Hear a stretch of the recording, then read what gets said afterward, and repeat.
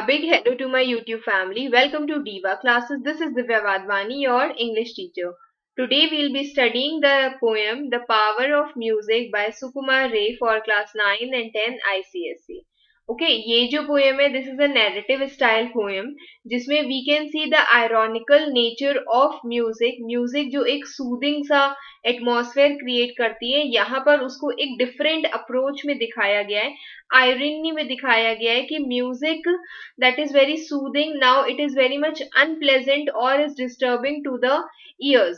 ठीक है, तो first we will study about the poem, then we will go for the line by line explanation of the poem. तो ये जो poem है the power of music by Sukumar Ray, it depicts a different approach to describing music. Music को ये एक बहुत ही अलग तरीके से शो करा गया है इस पोएम में. ठीक है, म्यूजिक जो डिवाइन इमोशंस लेकर के आती है, that is very much pleasant to hear. यहाँ पर उसको शो केस किया गया है as a medium of noise. हम लोग उसको एक शोर के जैसे यहाँ पर शो केस किया गया है, एंड दैट इज क्रिएटिंग क्योर्स. This interprets the true example of satire in the poem कि how nicely, how in a very satirical manner, बहुत funny तरीके से जो positive चीज है उसको negative दिखाया गया, सॉरी जो negative चीज है उसको positive दिखाया गया है. The poet expresses how Bhishma Lochan Sharma एक पर्सन है who is very much passionate about singing, no matter कितनी terrible उसकी voice है, तो उसको यहाँ पर दर्शाया गया है. He sings in such a way कि उसकी entire life is dependent on it, means obviously he is singing just because he wishes to earn some money, his livelihood should be there. The poet exaggerates, और poet यहाँ पर बढ़ा चढ़ा करके with the use of figures of speeches वो ये बता रहा होता है कि भीष्म लोचन शर्मा की जो म्यूजिक है वो इतनी ज्यादा ट्यूनलेस है that it can be heard from Delhi till Burma. हम उसको वहां से वहां तक सुन सकते हैं. एंड हियर ही एक्सप्रेसेस कि music is not confined to one location but is spread universally everywhere. ठीक है, तो now will move towards the poem. The poem says when summer comes we hear the hums Bhishma Lochan Sharma. तो कह रहा है कि जब भी समर्स आते हैं उस टाइम पर हम लोग भीष्म लोचन शर्मा एक पर्सन है, उसकी हम लोग सिंगिंग सुन सकते हैं. You can catch his strain on hill and plain from Delhi till Burma. Means इस जगह से इस जगह तक हम लोग अगर गुजरे तो हम लोग उसकी आवाज सुन सकते हैं. ही सिंग्स एज दो ही स्टेक्ड हिज लाइफ, और वो ऐसे गाना गाता है जैसे लगता है कि उसने अपनी लाइफ को बेट पर रखा हुआ है, उसने किसी से मतलब गिरवी रखी है अपनी लाइफ कि हाँ he has to sing because he has to earn some money. He sings as though he is hell bent, and he is singing as if he is hell bent, means he is determined to sing no matter what the situation is. वो गाना गाता ही रहेगा. The people dazed, retired, amazed, although they know it's well meant. और जो people है वहां के इर्द गिर्द वाले, they are so much annoyed, so much irritated. जो उसके इर्द गिर्द के लोग हैं, they know that people are unable to think. उनकी जो थिंकिंग कैपेसिटी है वो बिल्कुल खत्म हो चुकी होती है. Why? Because the music is so unpleasant to the ears, and they retire amaze, they are surprised although it they know it's well meant. बल्कि उनको पता है कि हाँ he has to sing, he will sing, this is definitely for their own entertainment. For Bhishma Lochan Sharma is entertaining people, but still they don't want to hear the song anymore. They are trampled in the panic road. Now यहाँ पर जो है that the hyperbole is used, यहाँ पर हम चीजों को बहुत बढ़ा करके बताते हैं. ठीक है, तो यहाँ पर बोला गया कि people जो है they are crushed in stampede और languish, pale and sickly. people जो है वो एक इधर उधर भाग रहे हैं. ठीक है, जस्ट बिकॉज कि वो भीष्म अगर कहीं पर गाना गा रहा है, कोई एक कॉन्सर्ट भी दे रहा है, कहीं पर भी वो गाना गा रहा है, तो उस जगह से एक दूसरे से दूर भाग रहे हैं लोग ताकि उसकी आवाज किसी को सुनने को ना मिले. They are crushed because of the panic rout, because of the stampede that is happening. मतलब कि वहां पर एकदम भगदड़ वाली सिचुएशन मच गई है. एंड और the people are forced to suffer pale and sickly, या फिर people are feeling sick just because they do not want to hear what Bhishma Lochan Sharma is singing. And they plead, and then the people plead, people request, my friend, we are near our end, bas hum log we are supposed to die. O stop singing quickly, please do not sing, क्योंकि हम लोग को नहीं सुनना है तुम्हारी आवाज, नहीं सुनना है तुम्हारा song, but still he keeps on singing. Okay, then the bullock carts. Now यहाँ पर the things that have been used is again personification and simile.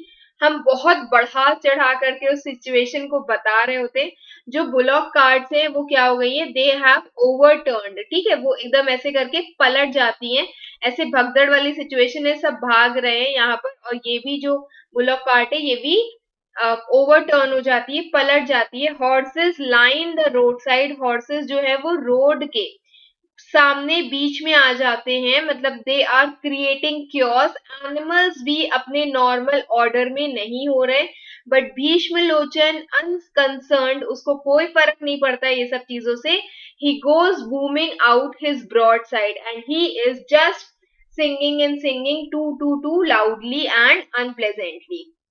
The wretched brutes resent the blare, the hour they hear it sounded. The wretched, the pitiful animal protest the unpleasant voice. ठीक है, as soon as they hear the voice they are means they are protesting. वो बहुत ज्यादा अच्छा, ये है effect of animals की, animals पे उसका क्या असर पड़ता है. ठीक है, तो यहाँ पर मेनली हॉर्सेस की बात की गई है. That they cry out, they stare with feet in air. जैसे कि हॉर्सेस होते हैं जिनके ये देखो ऐसे करके वाइन, सॉरी ये जो जब वो ऐसे करके अपने पैर जो है वो हवा में उड़ा रहे होते हैं, तो they whine, they are crying out and they are staring, they are staring to the person. And उसके जो फीट है, जो हॉर्सेस के फीट है, वो एकदम एयर में चले जाते हैं. And they wonder quite confounded, they are very much upset, they do not want to hear the noises of this person who is singing. The fishes dived below the lake, और जो fishes हैं वो भी below the lake they are diving, कि एकदम नीचे तक चली जा रही हैं fishes. Why? Because in a frantic search for silence. Why? Because they want to search where the silence is. The tree, the very tree collapse and shake. Now this is again personification. यहाँ पर trees को भी हम लोग ने human qualities दी है कि tree भी परेशान हो रहे हैं, वो भी शेक कर रहे हैं, कोलैप्स हो रहे हैं.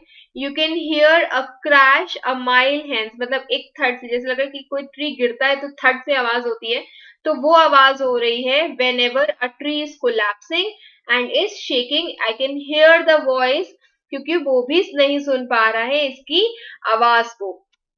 Okay, and in the sky, और स्काई में जो फेदर्ड फ्लाई है, जो बर्ड्स हैं, उसको मक्खी मत समझना, जो स्काई में फेदर्ड फ्लाई हैं, they are turning, they turn turtle while they are winging. जब भी they are flying तो they are turning turtle. ठीक है, let me show you. ये देखो बर्ड है, ये ऑपोजिट उल्टी हो गई है, मतलब ये उसकी बॉडी है और ये उसके विंग्स जो है, जो ऊपर होते हैं, ऊपर की तरफ होते हैं, वो नीचे की तरफ हो गए, बिकॉज दे आर ऑल्सो परेशान with the noise of this Bhishmalochan. तो स्काई में ये जो बर्ड्स है, फेदर्ड फ्लाई बर्ड्स है, यहाँ पर they turn turtle, they go upside down while they are winging, while they are spreading their wings and flying.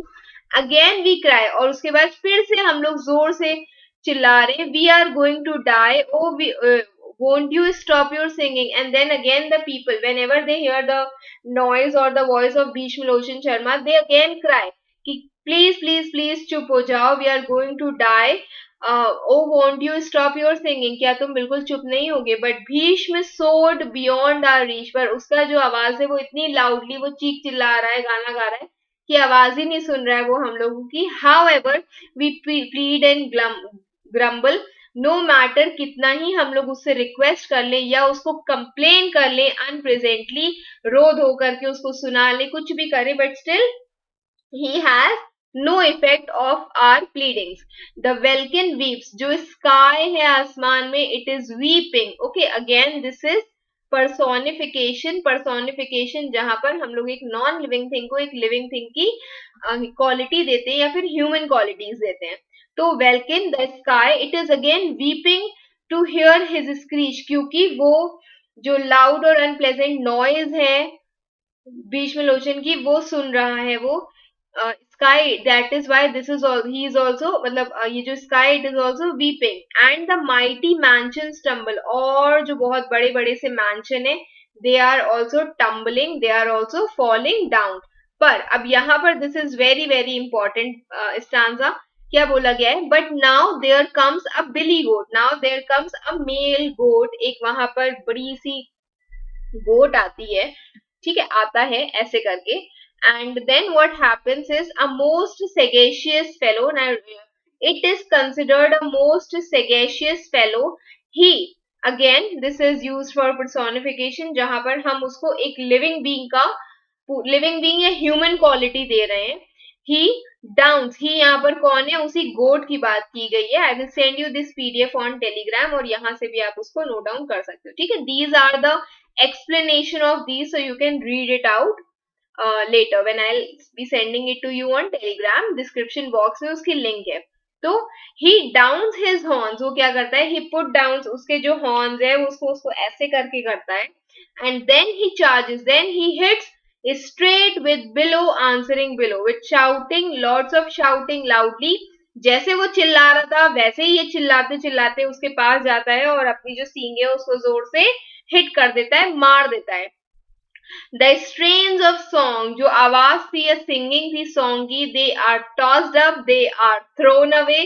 भाई जाहिर सी बात है, आप कोई गाना गा रहा है, आप उसको मार दोगे तो वो उड़ता है, उसकी आवाज भी तो निकलेगी उड़ते उड़ते, ठीक है. And whirled by a blast of brutal violence, and then it is circled, ये जो आवाज है ये गोल गोल घूम रही है, मतलब इसका सेंस ये है कि अब जो आवाज है वो हवा में कहीं गुम गई है, because of a blast of brutal violence, because obviously a sagacious animal, that is the goat, has come and hit the person, ठीक है, कैसे उसको मारा है, एंड जैसे कि ही इज टॉस्ड, मतलब वो एकदम उड़ के कहीं हवा में दूर चला गया, it has circle, it was world means it was circled, obviously कि कहीं अगर किसी भी हेवी से एनिमल अगर आपको हिट कर देता है बाय देयर हॉर्न्स, तो आप कहीं दूर उछल करके गिरोगे, ठीक है, ऐसे वीडियोस आपने देखे हुए हैं. तो the blast of brutal violence, because of the blast of brutal violence means because it was hit very nicely, very strongly by the goat, and Bhishma Loshan Sharma eventually grants the world the golden gift of silence. और finally जो काम सब कोई नहीं कर पाए, no people और animals could do that, क्योंकि animals खुद भी परेशान हो रहे थे, तो यहाँ पर एक wise strong goat वहां पर आया एंड उसने भीष्म रोशन शर्मा को हिट कर दिया, और उसके कारण उसकी आवाज रुक गई या वो चुप हो गया, और इसके कारण वर्ल्ड को जो गोल्डन गिफ्ट ऑफ साइलेंस है वो मिल गया, ठीक है. हेयर दिस इज इम्पोर्टेंट, तो बोला गया यहाँ पर कि बिली गोट को हम लोग सेगेशियस फेलो या फिर वेरी वाइज पर्सन इसलिए बोल रहे हैं क्योंकि ये जो है, ये जो एनिमल है, इन्होंने return of order and sanity, जो लोग पगलाए हुए थे, पागल पागल फिर रहे थे, इंसेन फिर रहे थे, वहां पर उसने उस सिचुएशन में सैनिटी ले आए हैं, यही गोट ऑर्डर ले आए हैं, जो इधर उधर क्योस फैला हुआ था, ठीक है.